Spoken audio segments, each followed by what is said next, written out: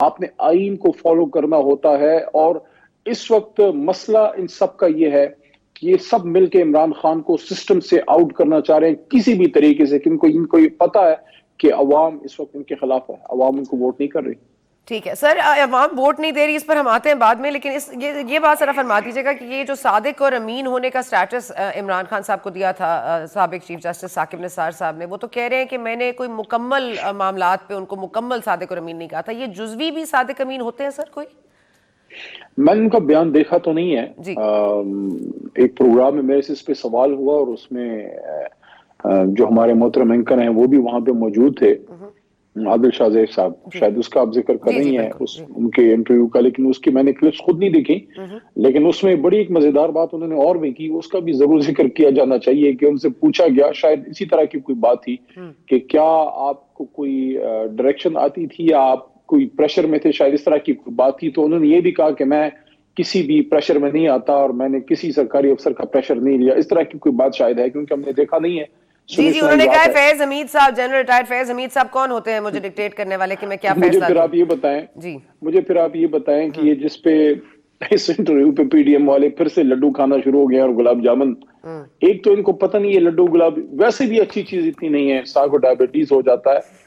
تو اس سے تو کلیئر ہے, وہ آپ کو بینگ اے ڈیولز ایڈوکیٹ وہ آپ کو کلیئرلی بتا رہے ہیں کہ پاناما کیس میں انہوں نے کسی سے ڈائریکشن نہیں لی اور انہوں نے لا اینڈ کانسٹیٹیوشن کے مطابق فیصلہ جو ہے وہاں پہ ہوا ہے. تو آپ مجھے یہ بتائیں, اس پہ جو نون لیگ والے بڑے خوش ہو رہے ہیں وہ کیوں خوش ہو رہے ہیں؟ وہ تو اگر یہ بات کر رہے ہیں کہ میں کسی کے پریشر میں نہیں, اس کا مطلب ہے کہ انہوں نے وہ جو پاناما کا فیصلہ تھا وہ اکارڈنگ کانسٹیٹیوشن تھا. تو اب اس پہ ایک برفی بھی ساتھ کھا لیں نون والے. نہیں, نون لیگ والے برفی تو کھا لیں گے, لیکن یہ بات بھی تو آپ نظر میں رکھیے نا کہ یہ بیان کب آ رہا ہے, یہ انٹرویو کب سرفیس کر رہا ہے, جبکہ آپ کو پتہ ہے کہ جنرل ریٹائرڈ فیض حمید کے جو حوالے سے گھیرا تنگ ہو رہا ہے. تو یہ معاملہ بھی تو ہو سکتا ہے کہ انہوں نے بھی اپنی کنوینئنس پہ یہ بات کی ہے. دیکھیں اب چیف صاحب فارمر چیف ہیں, وہ آ کے اب کلیئرلی کوئی بات کریں تو پھر اس پہ بندہ کھل کے بات بھی کر سکے. بہرحال اس وقت وہ چیف آف سپریم کورٹ تھے, پاکستان کے چیف جسٹس تھے, تو وہ عدالت کا فیصلہ تھا. اب وہ ایک ریٹائرڈ شخص ہیں, پھر بھی قابل احترام ہے. ان کی گفتگو اب پتہ نہیں کدھر سے کون اس کو کیا معنی پہنائے گا.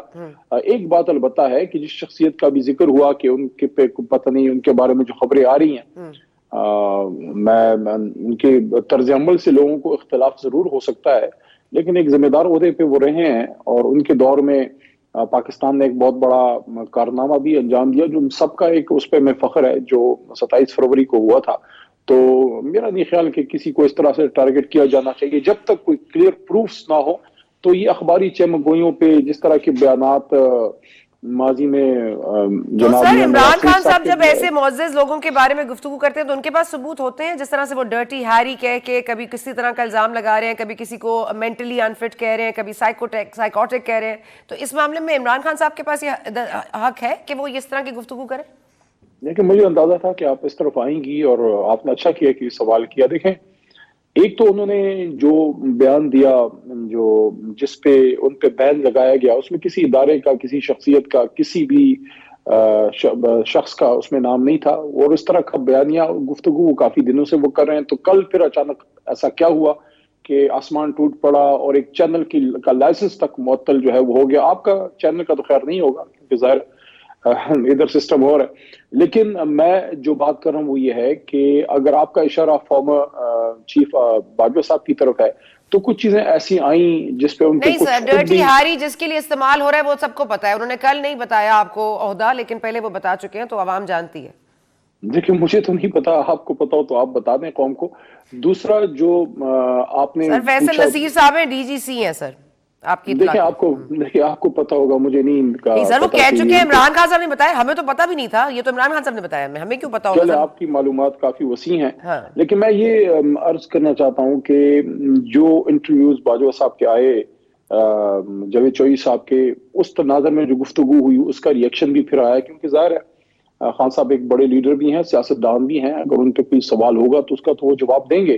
لیکن جو انہوں نے مین جو سب سے بڑی بات پچھلے اتنے مہینوں میں جو سب سے بڑی کی ہے کہ اپنے آپ پہ ایک جانی حملہ ہونے کے بعد بھی جو انہوں نے یہ بہت بڑی آفر بھی کی, بڑا دل بھی دکھایا کہ ان کی نہ اسٹیبلشمنٹ سے کوئی لڑائی ہے, نہ مخالفت ہے, نہ وہ کسی وہ کہا کہ میں اپنی ذات پہ اگر کوئی حملہ کسی بھی طرف سے میرے پہ ہوا ہے میں اس کو بھی معاف کر سکتا ہوں اور میں سب سے بات کرنے کے لیے تیار ہوں. یہ بہت بڑا انہوں نے ایک سٹیپ لیا ہے, بہت بڑی آفر کی ہے, ملک کے لیے کی ہے, لیکن بہت بڑے سٹیپ میں اگر آپ کو نہیں ہو فورتھ کمنگ دوسری پارٹی تو پھر آپ کیا کیجئے گا؟ زرداری صاحب تو کہہ رہے ہیں عمران خان صاحب سے گفتگو نہیں ہو سکتی, اور جس طرح کے القابات سے وہ نواز چکے ہیں باقی لوگوں کو, آپ کو لگتا ہے یہ کوئی فیئر بات ہے کہ اب آپ مان گئے ہیں تو باقی سارے لوگ آپ کے سامنے پیش ہو جائیں اور بیٹھ جائیں آپ کے ساتھ؟ نہیں, کوئی ان کو پیش ہونے کے لیے نہیں کہہ رہا, نہ کوئی بھیک مانگ رہا ہے کسی سے بات کرنے کی. ظاہر ہے سب سے بڑی پولیٹیکل فورس ہے پاکستان تحریک انصاف, آج نہیں تو کل الیکشن ہو ہی جانے ہیں اور اس میں انشاءاللہ ہم پاور میں آ جائیں گے. لیکن سب وہ لوگ ضرور ایکسپوز ہوئے ہیں جو بڑا کہتے تھے, بڑے اینکرز بھی کہتے تھے, بڑا صبح شام شور ہوتا تھا, جناب آپ کنٹینر سے اتریں, آپ باہر کیا کر رہے ہیں, آپ گفتگو کریں, آپ آئیں پارلیمنٹ میں. تو پارلیمنٹ میں جب آنے کا اندیا عمران خان صاحب نے دیا, ڈر کے مارے استعفے قبول کر لیے. اور اب جب عمران خان صاحب کہہ رہے ہیں, اصل میں ان کا سیاست کا واحد مقصد اب صرف یہ رہ گیا ہے کہ اس آدمی کو کسی بھی طریقے سے سسٹم سے باہر کرو تاکہ پھر ہم اپنی پرانی باریاں لینا شروع کریں.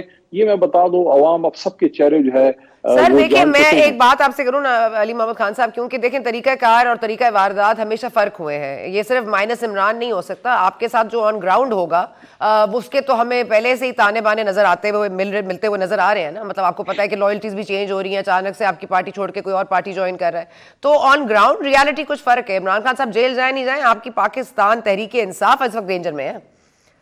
دیکھیں پاکستان تحریک انصاف میں اگر کوئی نظریاتی آدمی ہے جو بے شمار ہے, مجھے ایک بندے کا نام بتا دیں جو ٹوٹا ہو, جس نے وفاداری چینج کی ہو, جو بھاگا ہو. ہاں وہ ضرور لوٹے بنے ہیں جو تھے پیدائشی لوٹے.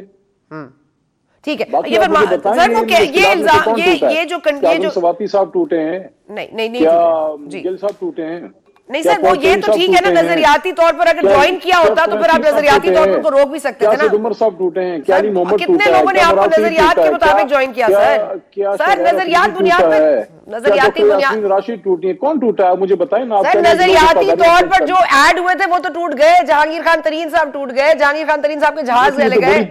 یہ نہیں مطلب میں اب آپ نہیں بات کریں, آج کی بات کریں, پتہ نہیں کتنے مہینے پرانی باتیں لے کے نہیں تو آپ نظریات کی بات کریں, میں کہہ رہی ہوں آپ کی نظریات کی بنیاد پر اگر آپ کہہ رہے ہیں چینج ہو رہے ہیں نا, کس نے وفاداری تبدیل کی ہے؟ کوئی نہیں ٹوٹا.